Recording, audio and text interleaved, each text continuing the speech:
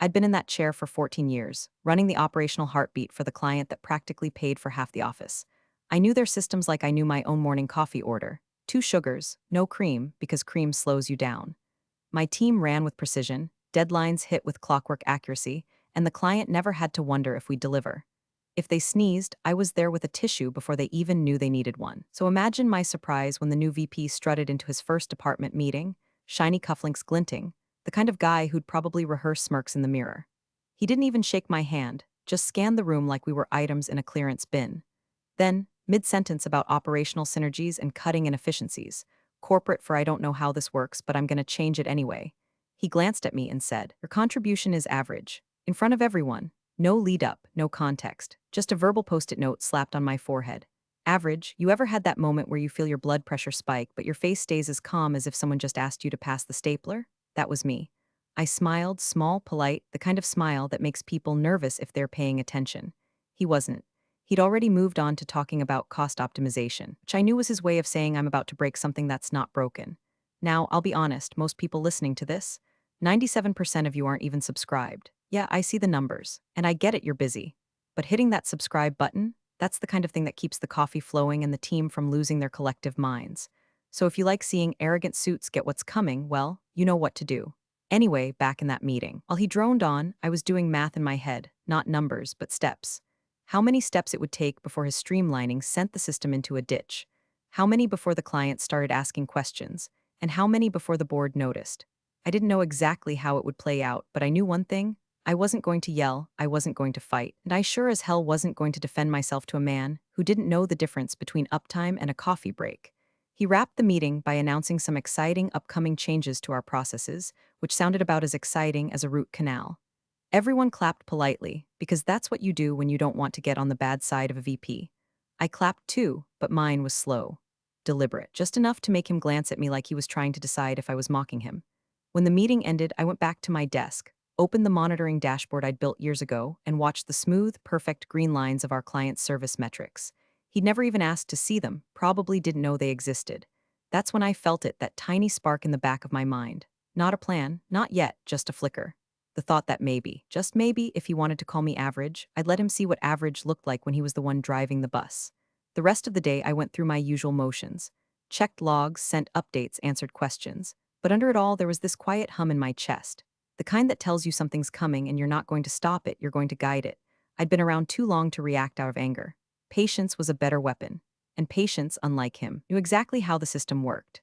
I didn't know it yet, but that single smirk from him was the first domino. And the thing about dominoes, they fall exactly the way you set them up. He wasted no time. Within a week of arriving, the VP had bulldozed through every established process, replacing them with something he called simplified workflows. In practice, it meant ripping out the safeguards that kept the client's systems humming and replacing them with half-baked shortcuts. Things we'd tested, rejected, and buried years ago were suddenly resurrected like bad sequels no one asked for. I sat through the first couple of rollout meetings, trying to point out the gaps. If you remove that step, I told him, you'll lose real-time error detection for the client's data feed. His reply was a dismissive chuckle. Your metrics obsession is charming, he said, but we're not in the business of staring at graphs all day. Let's focus on what matters, speed. Speed. That was his religion, and speed without stability was about to become his crucifix. 2 days later, my name vanished from the meeting invites. Oh, one of the project managers said awkwardly when I asked about it, he thought your time would be better spent on other tasks, which was corporate code for he doesn't want you in the room anymore. Fine by me. It gave me more time to do what I do best, watch, record, and wait. The first warning signs came quickly, tiny latency spikes in the data flow. Harmless on their own, but like hairline cracks in a dam, I knew they'd grow. I logged each one in my private folder, noting the exact time, the server involved, and the specific change that had been deployed in the hour before. When the pings started missing entirely, little gaps in communication between the client's system and ours, I logged those too. By the end of the week, my collection looked like a grim little diary. Thursday, 9:42 a.m. Data lag 14 seconds. Friday, 3:18 p.m. 2 missed pings, no follow-up from engineering. Sunday, 1:07 a.m. Latency spike 32 seconds. Error ignored. I didn't send alerts. I didn't raise my hand. I just documented. Every glitch was another brushstroke on the canvas I was quietly painting, one he'd be forced to look at eventually. The more the issues piled up, the more detached I felt. It was almost clinical. Watching him dismantle what had taken me over a decade to build was like a surgeon watching someone perform an appendectomy with gardening tools.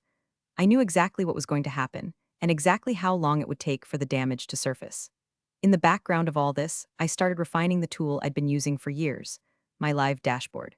It was a simple interface, color-coded metrics showing uptime, response times, and error counts. Green meant healthy, yellow meant caution, red meant failure. The beauty of it, it updated in real time and it wasn't some hidden utility buried in a personal drive. It could live anywhere, be seen by anyone. I cleaned it up, made it idiot-proof. No technical jargon, no overwhelming detail, just the cold, undeniable facts of system performance. Anyone could look at it and know instantly if we were delivering or failing. Meanwhile, in the meetings I was no longer invited to, he was apparently taking victory laps about record deployment speeds and unblocking bottlenecks. From the hallway, I'd hear bursts of applause from people who didn't know yet that they were cheering for their own funeral procession. It's a strange feeling, knowing you're holding the one piece of evidence that will eventually dismantle someone's credibility. Stranger still, when you realize you don't even have to use it right away. All I had to do was make sure the dashboard was ready and wait for his efficiency to do the rest. And from the pattern I was seeing in my logs, I wouldn't have to wait long. The email came on a Tuesday morning, subject line, meeting request HR. No details, just a 30-minute slot dropped neatly into my calendar like a polite little guillotine appointment. 14 years in, and I knew exactly what that meant. I walked in to find the VP already sitting there beside the HR rep, leaning back in his chair with his arms crossed, looking like a man who'd just rehearsed for this moment in front of the mirror. The HR manager had that brittle smile you only see at funerals and terminations. "We're undergoing a departmental restructuring," she began, reading from what I assumed was page 1 of the HR breakup manual. "Your role, unfortunately, has been impacted. Want to thank you for your service, and assure you this decision is in no way a reflection of—" The VP cut her off. "Your contribution," he said, "has been average." He didn't just say it, he savored it, the way some people savor expensive wine. That same smug twist in his mouth from our first meeting, now upgraded to full theatrical delivery. I could have told him that our largest client's stability had been resting on my so-called average work for over a decade. I could have told him I'd been quietly logging the slow-motion car crash his changes were causing. I could have asked him how it felt to dismantle something without ever learning how it worked. Instead, I just nodded once. Understood. No protest, no defense, no hint of the fuse I'd just decided to light. He took my silence for defeat. That was fine. Silence is underrated. We wrapped up the formalities, final paycheck details, severance package, the obligatory reminder to return my badge and laptop. I shook hands with the HR rep, ignored his attempt at a parting nod, and walked back to my desk. My coworkers threw me those awkward glances reserved for people whose exit is sudden and suspicious. A few whispered "I'm so sorry" as I passed, and I smiled at each one, not because I was fine, but because they had no idea what I was about to leave behind. At my desk, I opened the shared company server. Every team had access to it. It was the common dumping ground for project files, templates, and resources. Nestled under the Operations Active Tools folder, I created one final entry, Live Metrics. The link pointed to my cleaned-up, real-time dashboard, the one tracking our largest client's system performance down to the second. No password, no fancy title, just a simple, tempting name and a front-row view of the damage. I didn't hide it, didn't password protect it, didn't even make it look covert. It sat there like a note left on a kitchen counter. Dinner's in the fridge. Only in this case, dinner was 24/7 evidence of his incompetence, updating itself in real time. As I clicked save and closed the folder, a strange calm settled in my chest. I wasn't angry anymore. This wasn't revenge in the Hollywood sense, no explosions, no big reveal. This was a seed. A seed I'd just planted in the middle of their house, one that would grow and grow until it blocked out all their light. I logged out for the last time, turned in my badge, and walked toward the elevator without looking back. The fuse was lit, the clock was ticking, and the best part? I didn't have to be there when it went off. The beauty of the Live Metrics dashboard was that it didn't need me anymore. It was like setting a camera in the woods and walking away. You didn't have to sit there to catch the fox stealing the chickens. You just came back to find the footage. Every latency spike, every missed ping, every service hiccup rolled in automatically, time-stamped and color-coded in a way even a half-asleep intern could understand. On day 1 after my exit, the dashboard was still a wall of green. Stable, normal. By day 3, a yellow blip appeared, just one. A 14-second lag, harmless to anyone who didn't know better. But I knew better. By day 5, there were 3 yellow blips and 1 red. A full minute of downtime on a key reporting service. The kind of thing a client notices, even if they don't say anything right away. I later heard, through the grapevine, that the VP had seen the link in the shared folder and laughed it off as old legacy stuff I'd left behind. Probably why she was average, he'd said. Too much time staring at outdated charts instead of innovating. I almost wished I could have been there for that line, because it was the verbal equivalent of tossing a lit cigarette into a pile of dry leaves. While he ignored the tool, the client didn't ignore the problems. At first, it was subtle. An account manager mentioned they'd been asking about minor delays in data delivery. Then came a note about odd discrepancies in last week's report. Then, is there maintenance going on we should know about? In my mind, I could see it unfolding. The account managers, caught in the middle, forwarding the questions to the VP assuring them everything was fine, the issues continuing to pile up under the surface. A slow, steady drip. By the second week, the whispers inside the company were getting louder. Someone from support mentioned they'd had a spike in tickets from that client. The tone from the client was shifting too, still polite but clipped, professional in the way people get when they've stopped being friendly. Anyone who'd been in this business long enough knew what that meant. But the VP? He doubled down on speed, rolled out another update without testing, moved a batch process from night to midday to improve turnaround, but accidentally caused data to bottleneck for 3 hours straight. The dashboard caught it all, bright, unmissable streaks of red that painted the timeline like fresh blood on snow. I didn't check it constantly. I didn't need to. I'd glance at it maybe once a week, sipping my coffee, watching the pattern form. The green shrinking, the yellow spreading, the red starting to dominate. I felt no rush, no adrenaline. Just a quiet certainty that the system and his ego were on a collision course. It's a rare thing, being able to watch someone build their own gallows without realizing it. Rarer still when you've handed them the wood, the rope, and the instructions, and they still think they're building a throne. By the start of the third week, the smoke was thick enough that anyone with a nose could smell it, except the man holding the matches. Support tickets from our largest client had gone from an occasional trickle to a steady, pulsing backlog. The kind that makes customer service leads start running on caffeine and apologies.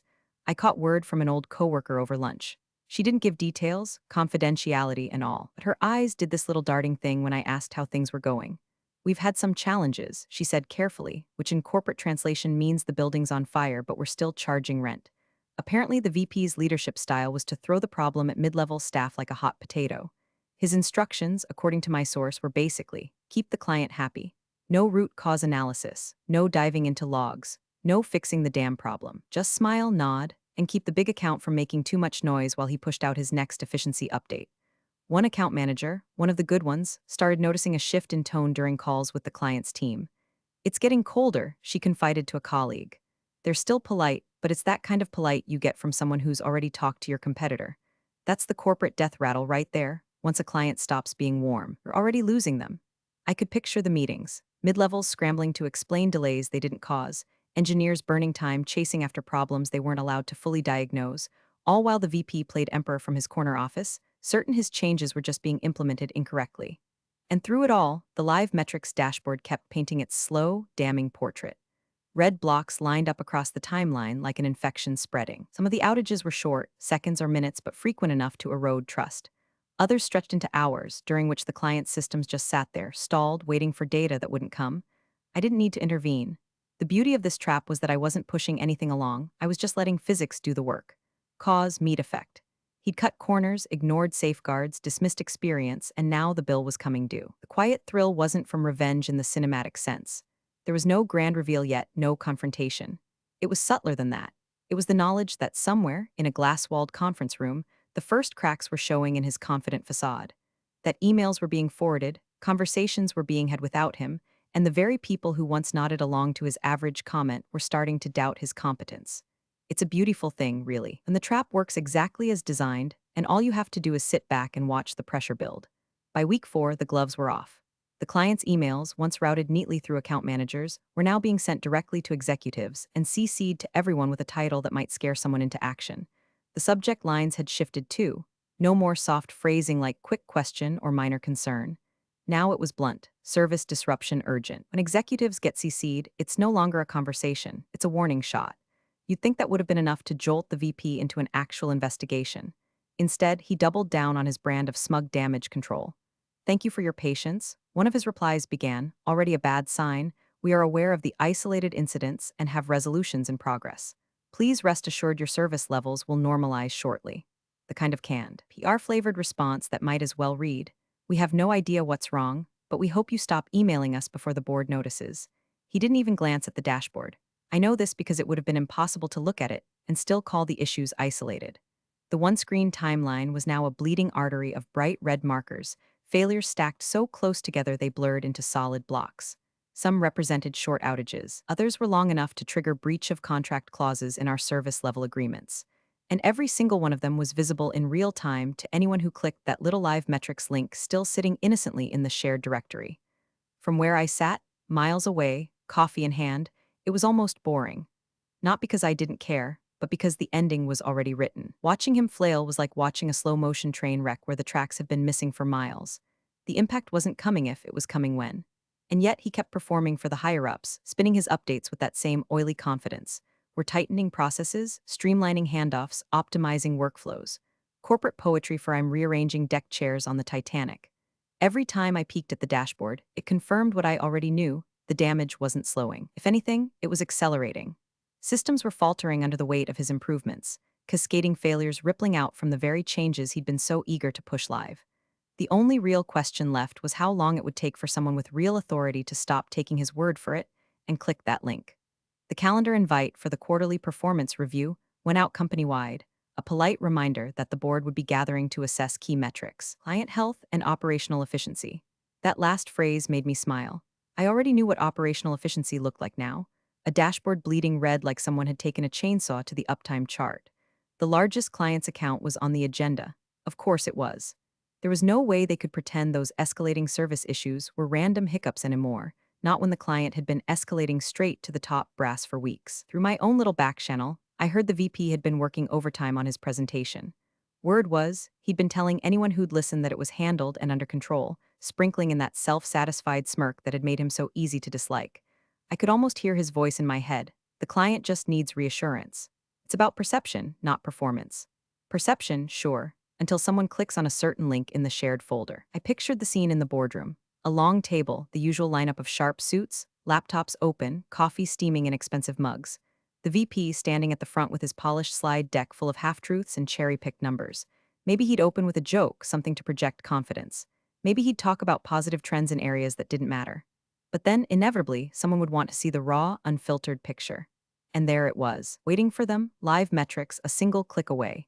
No spin, no buffer, just the cold reality of 17 straight days of compounded failure. That's what made this part so satisfying.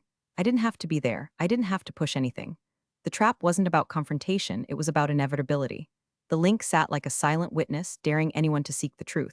The anticipation wasn't nervous, not even close. It was the kind of stillness you feel when you're watching the last few grains of sand slip through an hourglass you flipped yourself. You don't rush it, you savor it. Because once the glass empties, the moment arrives and the fallout begins. He thought he was walking into that meeting to showcase his leadership. I knew he was walking into it carrying his own autopsy report. And the best part? He was the one who'd have to read it aloud. The meeting had been moving along in its usual, painfully polite rhythm: sales projections, budget adjustments, a few too many slides about synergy initiatives.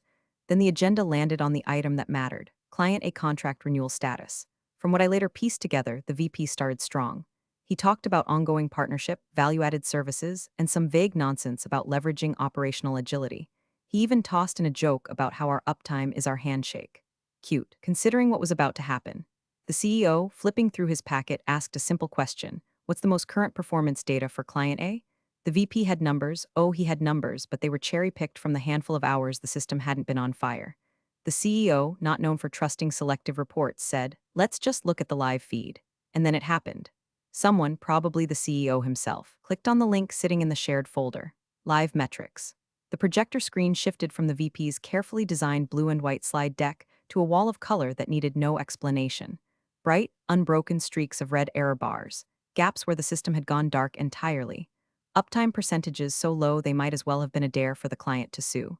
Every single day for the last 17 days was there in brutal, timestamp detail. Missed SLAs, cascading failures, latency spikes big enough to drive a semi through. The room went silent. Not the quiet of polite listening. This was the kind of silence that swells when everyone is realizing, at the exact same second, just how bad something is. Chairs shifted. Someone cleared their throat, then thought better of speaking. The VP froze. There's no good way to spin a screen screaming in red, not when it's coming directly from the same systems the client has access to. He managed a week. This may be an anomaly, but the board didn't look convinced. You can't call 17 days an anomaly. That's not a blip, that's a trend. I wasn't in that room, but I can picture it perfectly. The CEO leaning back in his chair, eyes fixed on the data. The board members trading glances over their laptops. The VP, trapped between the urge to defend himself and the dawning realization that defense was impossible. Somewhere, miles away, I probably poured myself another cup of coffee without knowing the exact timing of it all. But I'd like to think that at the moment the CEO's jaw tightened, I was taking that first slow sip, the warmth spreading through me the same way satisfaction was spreading through that boardroom. The trap had sprung, and it had done so flawlessly. The CEO didn't raise his voice. He didn't need to. He just kept his eyes on the wall of red for a few seconds longer, then turned, slowly, to face the VP. Is this, he said, each word deliberate, what our largest client has been seeing for the last 17 days? No one moved, no one even breathed too loudly. The question hung there like the final note of a song no one wanted to hear. The VP's face went pale, his mouth opening and closing like he was trying to find the one sentence that could make the colors on the screen disappear. But there wasn't one. Not here. Not with every failure laid out in real time for the entire board to see. A few of the board members shifted in their seats, exchanging quick, loaded glances. Not the kind of look that says, "How do we fix this?" but the kind that says, "This man's career is already over. We just need to make it official." One of them tapped their pen against the table, eyes never leaving the VP. Another leaned in toward the CEO, murmuring something under their breath. The VP tried again. We've been addressing the 17 days," the CEO interrupted, still calm but with a steel edge that could cut glass. 17 days of failure rates at this level. And the client didn't come to us first, they came to the board. Do you have any idea what that means? Whatever color was left in the VP's face drained completely. He glanced at the screen again, as if maybe, if he looked hard enough, he'd find a way to point the blame elsewhere. But the data didn't lie. Worse, everyone in the room knew it was the same data the client had access to. There was no safe angle to spin from. The silence that followed was heavier than any shouting could have been. Heavy enough to make the VP's own breathing sound loud. Heavy enough for the rest of the board to realize that whatever came next, termination, demotion, or public scapegoating, would be swift. And somewhere, far from that room, I wasn't there to witness the implosion. I didn't have to be. My absence was louder than my presence could have been. The dashboard had spoken for me, and it had said in no uncertain terms that I was never average. The meeting would go on. Decisions would be made. Careers would end. But the image burned into their minds, the endless red stretching across 17 days, would linger long after the projector was turned off. And I knew, without ever stepping foot in that room, that the fallout had only just begun. You're the real MVPs of the office jungle. Thanks for watching. Smash that subscribe button, or the coffee pot might just forget your next brew.